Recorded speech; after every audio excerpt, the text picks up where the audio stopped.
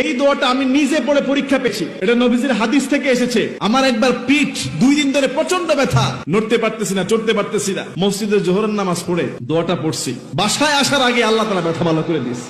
আমাদের অনেকের মাথা ব্যথা হয়, শরীর ব্যথা হয়, হাঁটু ব্যথা হয়, কোমর ব্যথা হয়, পিঠ ব্যথা হয়। ব্যথা হয় কিনা? আজকে আপনাদেরকে একটা দোয়া শিখিয়ে দিব, ব্যথা ভালো হওয়ার দোয়া। শিখবেন এটা। এই দোয়াটা আমি নিজে পড়ে পরীক্ষা পেয়েছি। নবী সাল্লাল্লাহু আলাইহি সাল্লাম বলেছেন, ব্যথা যেই জায়গায় হবে ওই জায়গায় হাত রেখে প্রথমে বিসমিল্লাহ পড়বেন 3 বার। কয়বার বলেন? বিসমিল্লাহ, বিসমিল্লাহ, বিসমিল্লাহ। কয়বার হলো? 3 বার। মনে করেন আপনার মাথা ব্যথা, মাথায় হাত ধরে বিসমিল্লাহ, বিসমিল্লাহ, বিসমিল্লাহ 3 বার এটা পড়বেন। এরপরে ছোট্ট দোয়াটা পড়বেন 7 বার। কয়বার?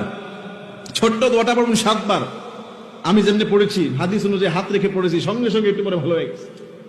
দোয়াটা হলো আউযু বিল্লাহি ওয়া কুদরাতিহি মিন শাররি মা আজিদু ওয়া উহাদিরু।